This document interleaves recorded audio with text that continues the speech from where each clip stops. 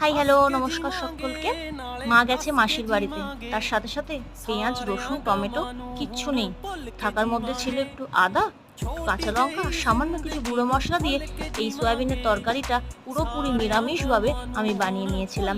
তো আমার এই রান্নাতে আমাকে সাহায্য করেছে আমার দিদি, বাই ফোন পুরোটা আমাকে গাইড করেছে। আর নিরামিষ বলে যে ভালো হয়নি বা ভালো লাগে না তা কিন্তু নয়, আমার কিন্তু নন ভেজের থেকে ভেজটাই একটু বেশিই পছন্দ। আর যা গরম পড়েছে, বাবারে বাবা!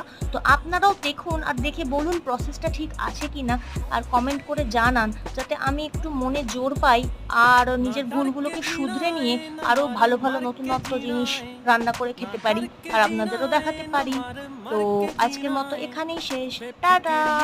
ਪਲੜੇ ਚ ਤੁਲ ਕੇ ਜੀਵਾਂਗੇ ਛੋਟੀ ਜਿਹੀ ਜ਼ਿੰਦਗੀ ਨੂੰ ਖੁੱਲ ਕੇ ਜੀਵਾਂਗੇ ਸਾਰਿਆਂ ਗਮਾਂ ਨੂੰ ਹੁਣ